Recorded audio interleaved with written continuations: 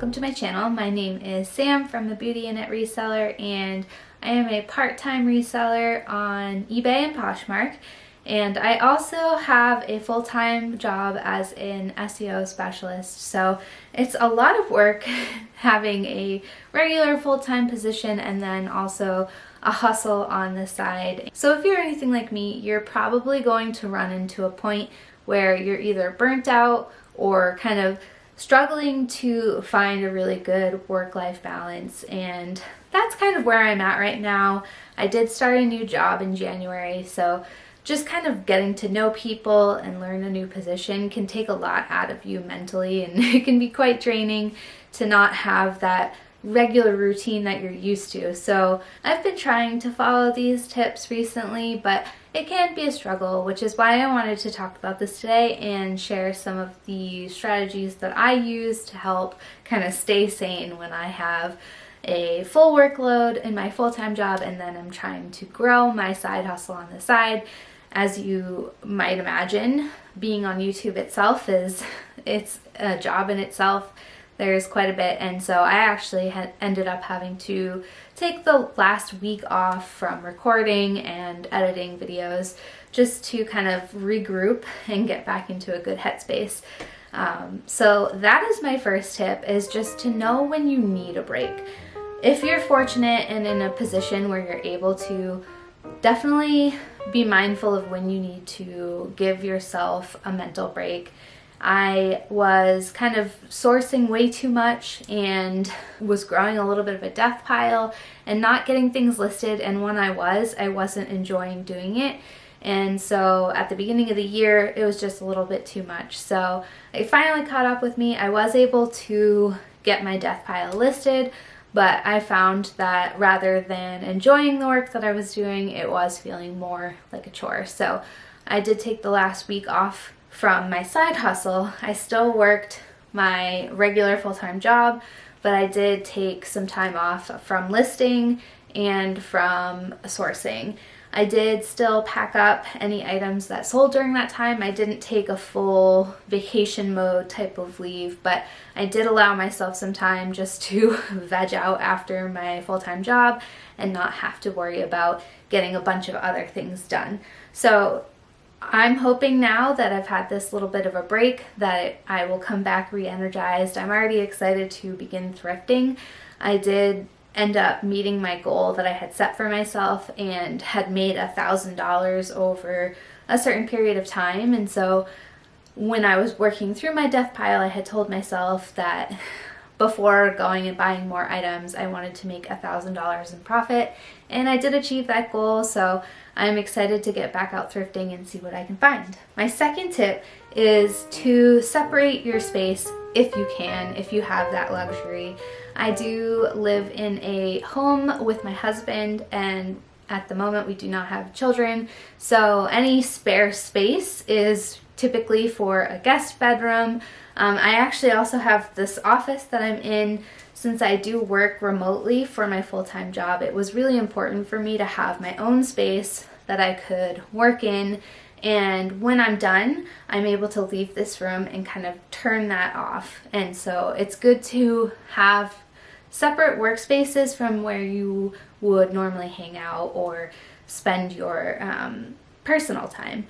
And so I am fortunate that I do have the space to do that, and I have set up my office. I have a lot of Taylor Swift merch, and I have a record player and my work computer, and then there's this couch here. And so it's a nice relaxing space. I try to make it a place where I'm able to work without distractions, and then once I'm done, I'm able to kind of go into our living room or kitchen and get away from my work area. And that's a good way to compartmentalize a little bit. I know that there's people who will say that compartmentalizing is not a good thing, but I actually believe that it is, because it allows me to kind of turn my brain off when I need to, so that I can get a good healthy sleep and good healthy patterns. My third tip is to automate when you can. There's no reason in this day and age that you have to do everything manually if you are able to afford the extra robotic help. And so I actually do use Posture VA. It's a robot that will share my listings and send offers when someone has liked an item. And I know that there's a little bit of controversy around Posture VA, whether it's a good tool or not, whether it's fair. And to be frank, I think it's fair because I do have a full-time job. I can't share my items all day as if I did not have that work to do. So if I were not able to use a tool like Posture VA, I would not make nearly as many sales as I do now. And what happens is the buyer ends up getting a deal. My Posture VA will automatically send a discount after, I think, 6 minutes for 10% off and $5.95 for shipping. So if they feel that that's a fair offer and they accept that offer, that's good for both the buyer and me. Some other tools that I like to use are Canva. I use Canva to create some of the thumbnails for YouTube, and also I've used it to remove the background of some of my photos. I have a coffee maker that I had listed, and my setup is not big enough for a plain white background for an item that large.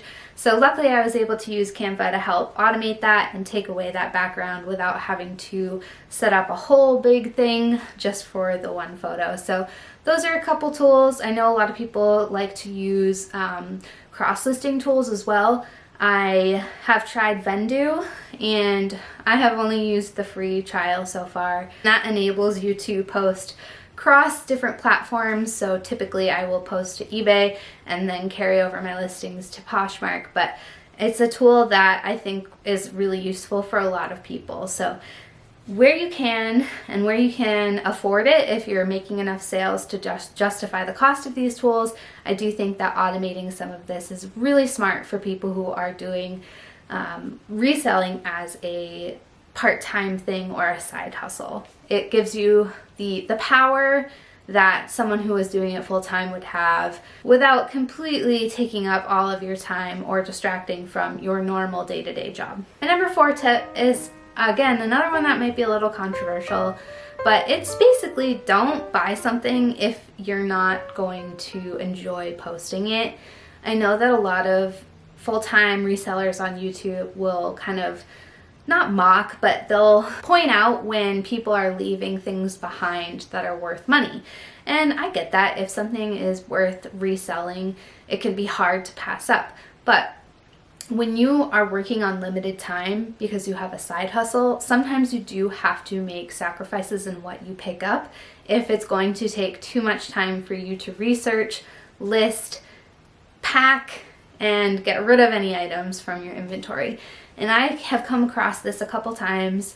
Once was when I picked up some NASCAR items. I wasn't sure whether or not they would be profitable, and I didn't want to leave them behind. But what ended up happening is that they sat in my death pile for probably 3 or 4 months because I didn't want to take the time to research what they even were, because they were bigger than baseball cards, but they were not necessarily posters, and I know nothing about NASCAR. I don't know who the popular drivers are or what races they've won. So for me, even if I was able to profit well from them, which I am not, it wasn't worth the time for me to have to go through, research all of these individual cards and figure out what to list them for, and then also how to get them shipped without getting any damage on the cards.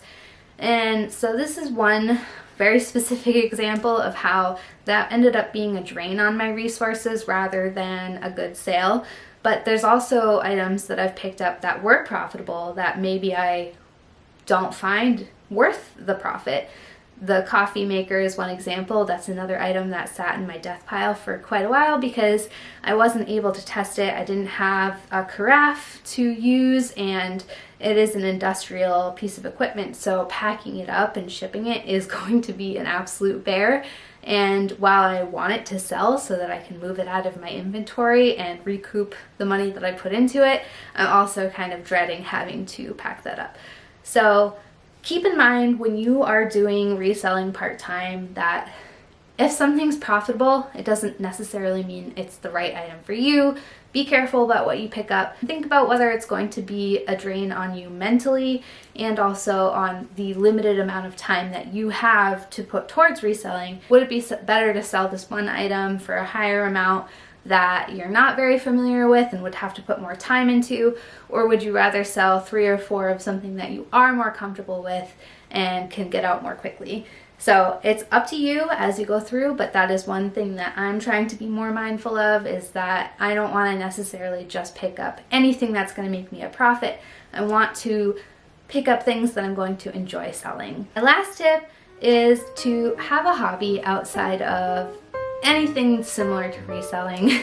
For me, I'm on my computer so many hours in the day because I do work online for 40 hours a week, and then also reselling. I'm on my phone constantly taking pictures and listing. I prefer to list through my phone while I'm kind of watching YouTube, and then also editing videos on YouTube is through my computer. So I like to have hobbies that are completely outside of the indoor computer space. So you'll often see me putting clips of me and my husband walking our dog, Hallie. We love to go outside and adventure. We invested in a travel trailer, and that's something that I'm able to afford because of the money that I'm bringing in through reselling. But that's also going to be a hobby where we can get outside, get away from it all, and really relax.